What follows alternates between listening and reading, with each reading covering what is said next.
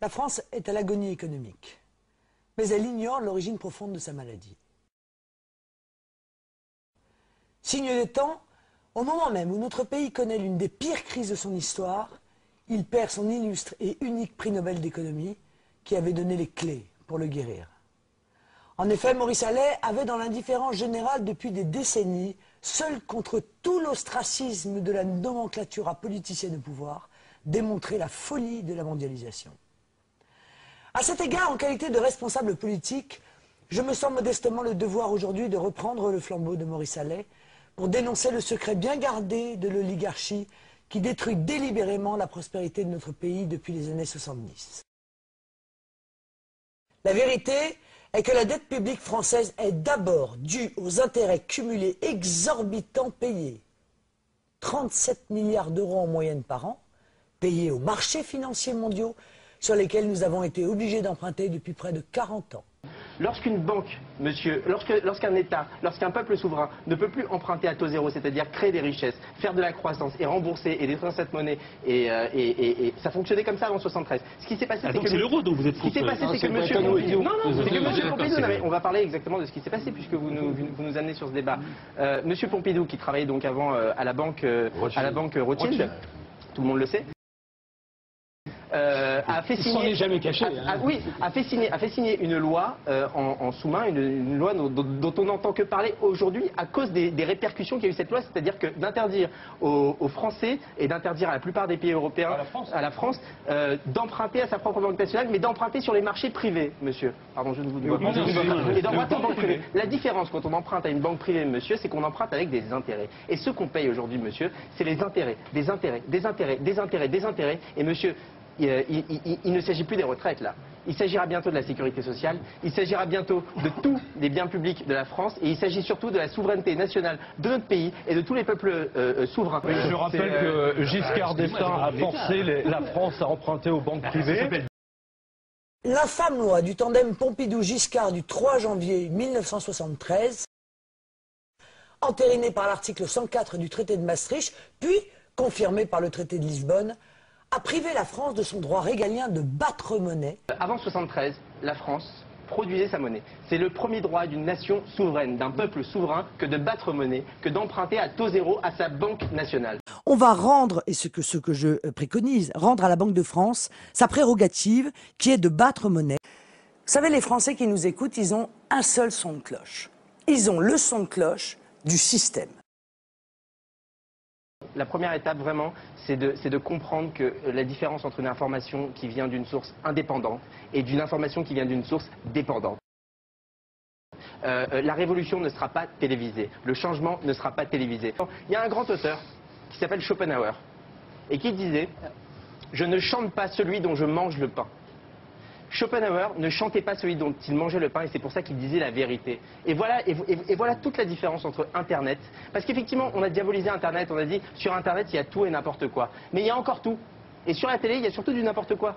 Sur Internet, on peut faire confiance à l'intelligence des gens pour aller faire la part des choses. Le FMI se comporte vis-à-vis de la Grèce comme il se comporte vis-à-vis de l'Irlande et comme il se comportera demain avec l'Italie, la France ou l'Espagne. L'effondrement de l'Espagne, il va falloir sortir 700 milliards. Donc on ne pourra pas. L'Europe est en train, la zone euro est en train d'exploser littéralement. On a mis 70 milliards pour l'Irlande, le Portugal est le prochain sur la liste, 700 milliards pour l'Espagne. On ne pourra pas les sauver. L'Espagne, c'est impossible, il n'y a pas assez d'argent. Il n'y a plus de zone euro ou alors c'est limité à 2 ou 3 pays? La zone euro va imploser aujourd'hui. Un nombre considérable d'économistes l'admettent, que s'ils soient français d'ailleurs ou étrangers. Il y a M. Jean-Jacques Rosat, l'euro comment s'en débarrasser. Il y a M. Alain Cottard, sortir de l'euro ou mourir à petit feu. Il y a M. Saint-Étienne qui nous explique qui n'est pas tout à fait lui d'accord avec nous, mais qui nous explique que l'euro est mort. Il y avait M. Allais, excusez-moi de le nommer, hein, c'est quand même le seul, prix Nobel d'économie français. Chronique d'une mort annoncée sur l'Europe. Monsieur Morad El Attab, c'est dommage que vous ne l'invitiez pas plus souvent. La vérité sur la crise où il dit la même chose. Monsieur Nikonov, tiens, très intéressant. Monsieur Nikonov, c'est un homme de gauche. C'est l'ancien président d'Attac. Vous voyez? Alors pour ceux qui écoutent cette émission et qui sont de gauche, je voudrais juste lire une phrase. Sortir de l'euro n'est pas un but en soi et ne réglera pas par miracle tous les problèmes économiques et sociaux des pays qui en font partie. Si la sortie de l'euro n'est pas une condition suffisante, elle est en revanche une condition absolument nécessaire pour mener de véritables politiques de gauche. Il faudrait, je pense, que Mme Aubry et que M. Hollande réfléchissent à cela. La zone euro est déjà morte, elle va s'effondrer. Il faut anticiper cela plutôt que de le subir, sinon nous allons vivre un chaos économique et social. Nous allons être amenés, nous, Français et autres pays de l'Union européenne, à continuer à verser des milliards qu'évidemment nous ne reverrons jamais. Alors oui, il faut aujourd'hui discuter avec nos partenaires et ensemble prévoir le retour à nos monnaies nationales parce qu'il n'y a pas d'autre solution. La création monétaire, la façon dont se crée la monnaie, le crédit, les intérêts, la dette publique qui est tout simplement irremboursable et qui va avoir raison de tous nos biens publics et de tout le peu qu'il reste de notre souveraineté nationale, de la souveraineté du peuple. Et de prêter au Trésor sans intérêt ou à un taux d'intérêt extrêmement faible. Ça va donc nous sortir du cercle vicieux de ces marchés financiers qui sont devenus des marchés spéculatifs et qui aujourd'hui nous imposent des taux d'intérêt que de toute façon nous n'arriverons pas à rembourser. Nous, ce qu'on dénonçait, c'était la dette publique, irremboursable. Irremboursable. La différence quand on emprunte à une banque privée, monsieur, c'est qu'on emprunte avec des intérêts. Et ce qu'on paye aujourd'hui, monsieur, c'est les intérêts, des intérêts, des intérêts, des intérêts, des intérêts. Plus les taux d'intérêt montent, plus il est endetté, plus il cherche à emprunter et évidemment ce prêt se fait à des taux qui deviennent insoutenables. C'est le cas de la Grèce, ce sera demain probablement le cas du Portugal, de l'Espagne. De l'Espagne, et ça continuera selon vous. Comme je ne veux pas être le prochain pays sur la liste, or c'est exactement ce que l'on nous prévoit. Le but de tous les traders et de toutes les banques américaines consiste effectivement à dépouiller l'ensemble des pays européens. C'est pas moi qui le dis, c'est le rédacteur en chef du New York Times. Écoutez, le patron de la bourse de Londres qui a déclaré hier que tous les traders anglo-saxons vont s'attaquer à la France. Donc vous retrouverez sur le blog le lien, c'est-à-dire qu'il y a un haro sur la France pour faire payer les Français exactement comme ils ont fait sur la Grèce.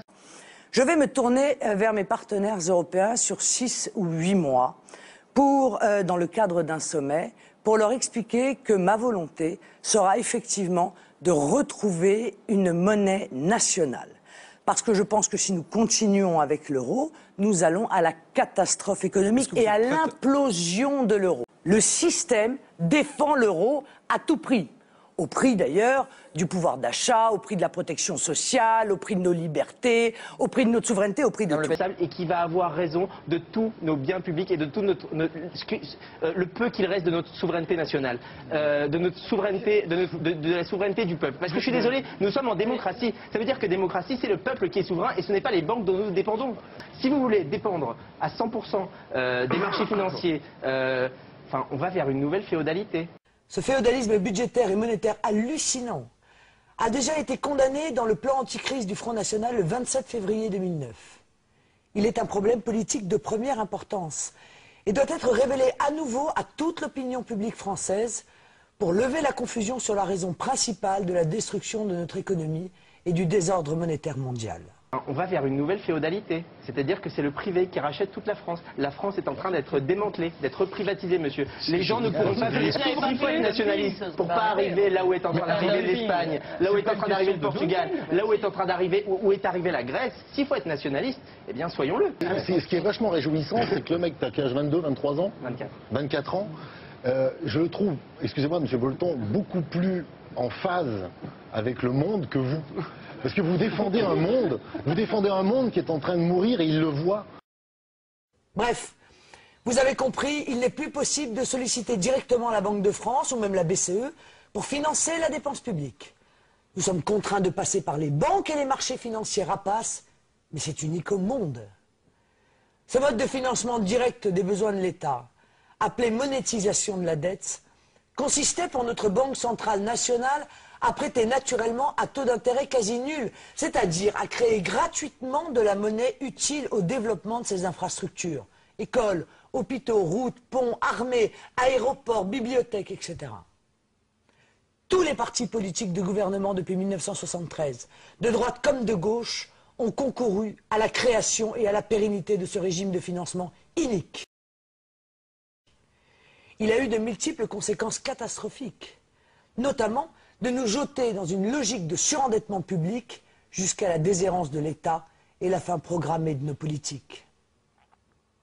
Il s'agit ni plus ni moins d'un racket discret sur tous les secteurs rentables de l'économie française, ainsi qu'une privatisation rampante de la protection sociale et des retraites. Écoutez attentivement ce chiffre. Notre dette est de 1 650 milliards d'euros.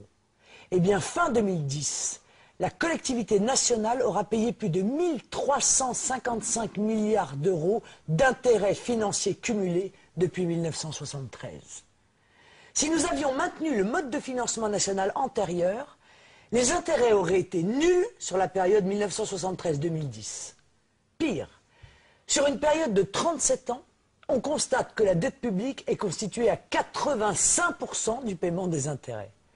C'est l'effet boule de neige bien connu des économistes qui forment une dette perpétuelle. Les intérêts, des intérêts, des intérêts, des intérêts, des intérêts. Jusqu'au point de rupture.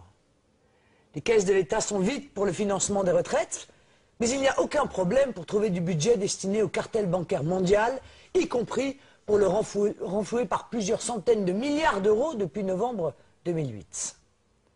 Cette question est le nœud gordien de tout le système de pillage des richesses des nations occidentales par la financiarisation de l'économie, le libre-échange et la mondialisation. Une sorte de piraterie des temps modernes.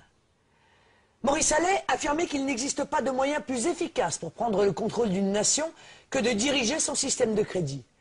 Dès qu'une nation abandonne le contrôle de ses crédits, et donc de sa monnaie, peu importe en effet qui fait les lois.